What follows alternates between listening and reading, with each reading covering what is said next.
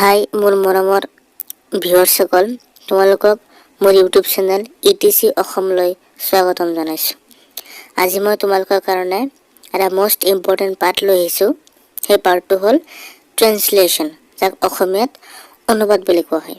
তোমালোক বহি আৰু কলম লৈ ৰেডি হোৱা। এতিয়া আমি আজি এই ট্ৰেন্সলেশ্যনৰ ভাগত 10টামান ট্ৰেন্সলেশ্যন লৈ আহিছোঁ, যি ট্ৰেন্সলেশ্যনবোৰ আমাৰ সদায় প্ৰয়োজন হয়। মেক্সিমাম পৰীক্ষাবোৰত আহিছিলে আৰু আহি থাকে আৰু অহাৰ সম্ভাৱনা বহুত বেছি। চাবা, তাৰে প্ৰথমটো ট্ৰেন্সলেশ্যনত আছে মই এজন ছাত্ৰ, অব্লিকত কি বুলি লিখা আছে, ছাত্ৰী বুলি লিখা আছে। ইয়াত ছাত্ৰ ছাত্ৰী অসমীয়াত দুটা যদিও, কিন্তু ইয়াত ইংলিছত ইয়াৰ মিনিং এটাই। চাবা, ইয়াত কি লিখিব লাগিব, ইয়াৰ ইংৰাজী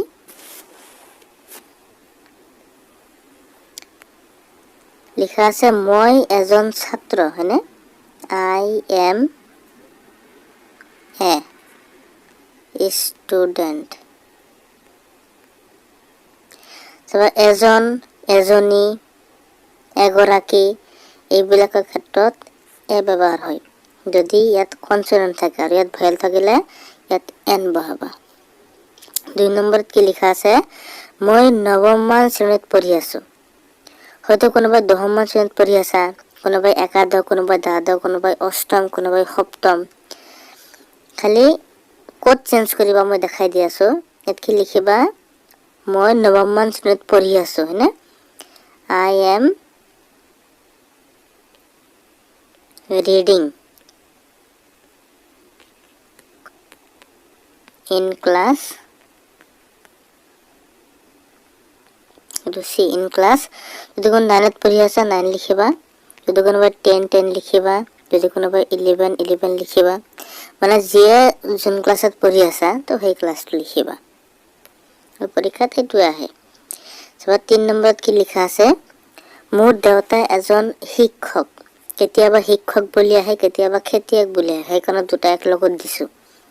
চাবা, ইয়াত হ'ব মাই ফাদাৰ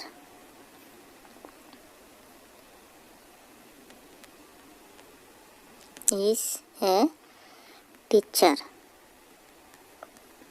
টিচাৰ মানে হ'ল শিক্ষক, যে মোৰ দেউতা এজন শিক্ষক। আৰু খেতিয়ক থাকিলে কি লিখিবা, ফাৰ্মাৰ, FARMER, ফাৰ্মাৰ।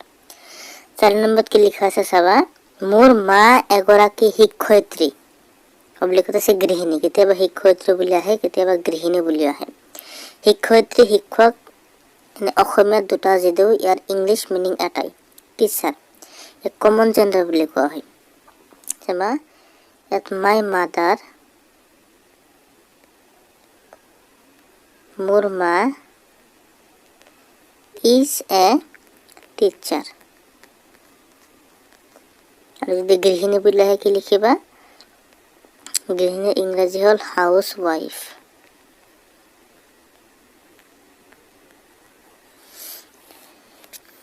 কিবা 5 নম্বৰত আছে মই সদায় খোজকাঢ়ি বিদ্যালয়ত যাওঁ। মই সদায়, আই অলৱেজ।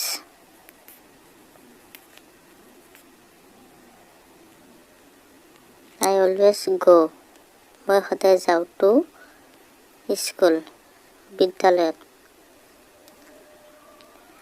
কেনেকৈ যাওঁ, অন ফুট, খোজকাঢ়ি যাওঁ। 6 নম্বৰত লিখা আছে শুন এবিধ মূল্যৱান ধাতু। এই ট্ৰেন্সলেশ্যনটো বহুত পৰীক্ষাত আহিছিলে, এতিয়াও অহাৰ বহুত চান্স আছে। চাবা, কি হ'ব, গ'ল্ড, শুন মানে গ'ল্ড, ইজ এ প্ৰিচিয়াছ। মূল্যৱানত প্ৰিচিয়াছ বুলিও লিখিব পাৰিবা, অথবা ভেলুৱেবল বুলিও লিখিব পাৰিবা। ধাতুৰ ইংৰাজী হ'ল মেটেল, অৰ্থাৎ গ'ল্ড ইজ এ প্ৰিচিয়াছ বা ভেলুৱেবল মেটেল। 7 নম্বৰত চাবা, অসমৰ পুৰণি নাম প্ৰাগজ্যোতিষপুৰ। চাবা, অসমৰ পুৰণি নাম, the ancient name of Assam is Pragjyotishpur.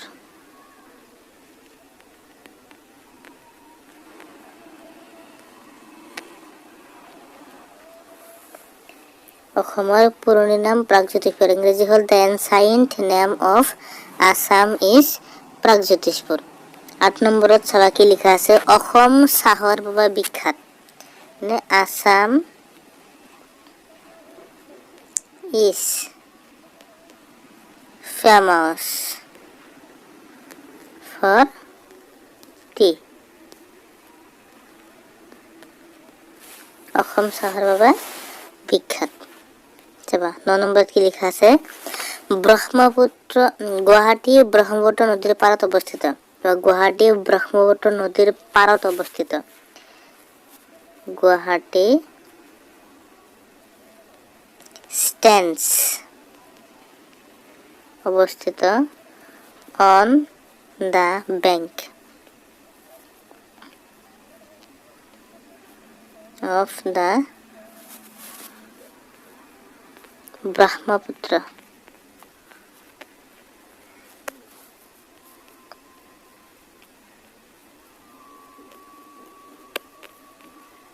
river.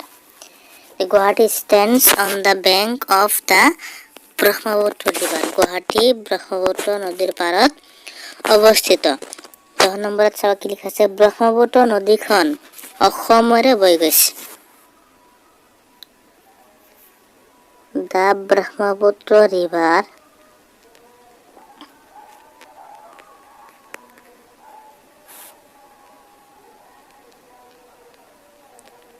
flows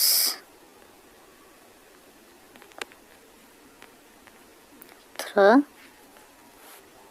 Assam. তোমালোকক সকলোকে ধন্যবাদ জ্ঞাপন কৰিছোঁ। যদি ভিডিঅ'টো তোমালোকৰ উপকাৰী যেন লাগিছে, যদি কিবা শিকিব পাৰিছা, অনুগ্ৰহ কৰি ছাবস্ক্ৰাইব কৰি ল'বা।